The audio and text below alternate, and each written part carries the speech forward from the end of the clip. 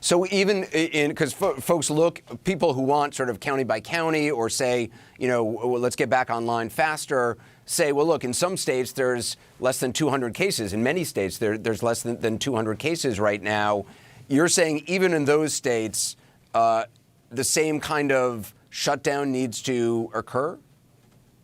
Well, let's say you have 100 cases, and let's say you don't do a shutdown, then it grows 33% per day. So you take 100, you get 1,000, you get 10,000. It's exponential growth. If you're not stopping it, the sooner you engage in the shutdown, the easier it is to get to that peak. We have not peaked. The parts of the country that aren't shut down, in late April, we should start to see the numbers peak there. They'll still be too high to open up. So you'll probably have to go another month to really get those numbers down. But any part of the country that has cases, and truthfully, because of our problems with testing, because we're not prioritizing testing the right way, that a lot of those places actually do have cases. But even if they have the 100, that will grow, and people do cross county boundaries. And so basically the whole country needs to do what was done in the part of China where they had these infections. Yeah, and it's worth pointing out again that states that had just a few cases last week have over 1,000 or sometimes 2,000 cases this week, to your point, Bill. The other thing I'm curious about, we keep hearing that the virus is going to dictate the timeline. Dr. Fauci has said that. When you look at this virus, we got 3.5 months worth of data now, 150 countries.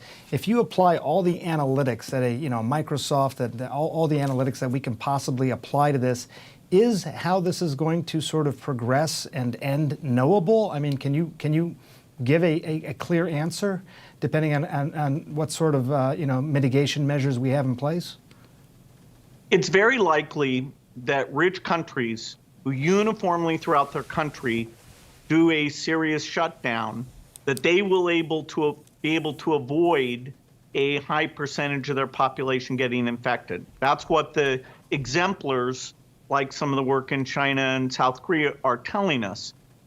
Now, as you get to poorer countries, the difficulty of doing the isolation, where you live close by in slums, where you have to go out every day to get your food, it is going to be much, much tougher. And so, by summer, I think the rich countries that have been competently led on this will not have to go back into shutdown. And, from the disease point of view, they'll avoid very large numbers of deaths. And so in that phase, we still will have a challenge with the developing countries.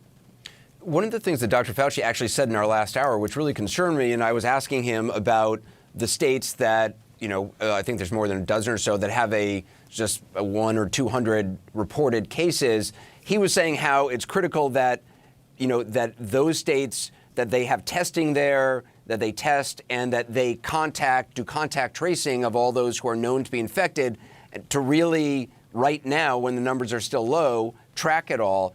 And then I asked him, he was using a lot of future verbs about things needing to happen or plans. It didn't sound like, I asked him if it was actually happening now. He said it needs to happen a lot more. From what you're saying, it's got to be happening right now, because if there's not that contact tracing in places where it seems like it hasn't really hit, we're going to see it hit.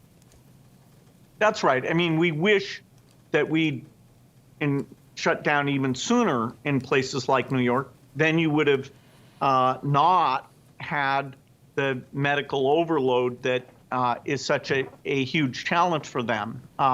Unless you're going to partition the country, the whole country has to be in this together. And we're not, I don't see us making people not cross county lines or something like that. So it really is how many cases are in the country, and have we adopted in terms of testing prioritization, contact tracing, the right things. But the good news is we're seeing that countries that pay that price, which is a gigantic price, then the percentage of Chinese that are infected is like 0.01%. And so now, stores are open there and closed in the rest of the world. That's, I'm not sure you call it good news, but I totally agree with what Dr. Fauci said. He's been a very positive voice about the numbers driving this, and those numbers are very uncertain because of the still the disorganization of the testing capacity and where it's directed. It strikes me that, I mean, you know the world of public health very well, and you know the world of the economy very well, financial world very well. They seem to be pitted against each other, and I don't really know much about the financial world at all, but I think there's this idea, Bill, that maybe you can be a little incremental here, right? Yes, we need to listen to the public health guidance and all that, but can we be a little incremental, start getting some things back to work, so that we don't, really devastate the economy that much? How do you respond to that? Until we get the number of cases in the country down to small numbers where we can be doing testing and isolation against those small numbers, we need to make this our top priority. And it is super painful to drive this very high degree of social isolation I call shutdown. The middle course really isn't there, because it's hard to say, oh, go back to the theater for a week, maybe or maybe not you'll be infected or infecting people. Until we get the certainty we've hit these low numbers, I doubt, even if you told people that they should be buying new houses and cars and, hanging out in restaurants, I doubt they're going to want to do that. People want to protect older people, they want to protect their parents. And so the sooner we take this medicine, which is tough medicine, the sooner we'll be out of it and not have to go back into it again. And just really quickly, when you say low numbers, I mean, are you talking about actual numbers, or are you talking about spread? Because this is a virus that can spread to 2 or 3 people.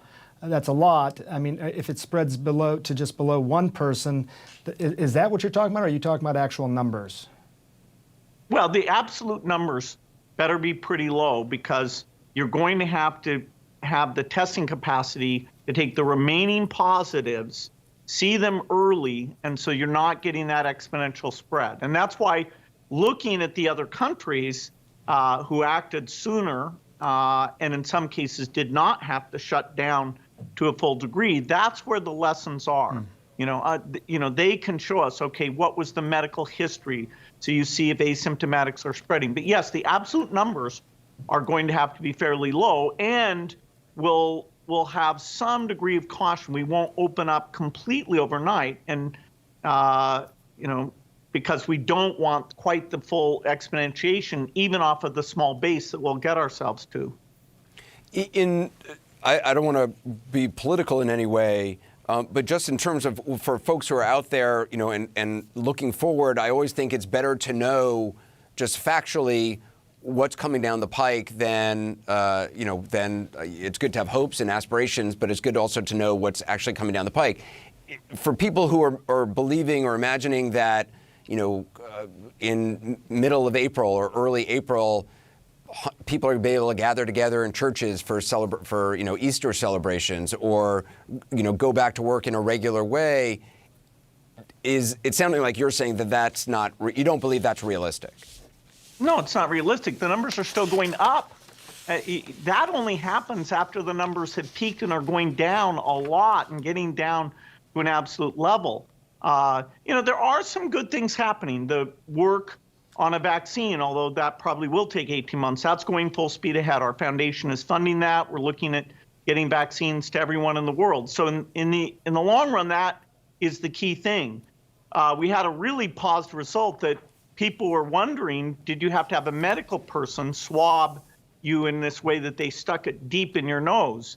We were able to prove, which on Monday the FDA made official, that if you do a self-test where you don't have to have the medical worker with personal protection equipment, that self-test is as accurate as the one where the medical worker gives it. So that means that by self-swabbing, we'll be able to get a lot more tests done and only be limited by the PCR back-end capacity. So there's there's good news coming. One of the therapeutics, although none of them are proven out, but there are quite a few. We have a things the foundation created called the Therapeutics Accelerator to really look at thousands of compounds and make sure we focus the human trials on the ones that have the most promise. So, innovation, some of which we could have done in advance, but innovation really is happening. But, when you look at those numbers, the U.S., now with the most cases, there is no state that has gotten to the point where their numbers are flat and are going down. And the testing capacity means we're quite blind to a lot of these cases right now. So it can be done, but we're not, the light is not at the end of the tunnel in terms of a mid-April reopening.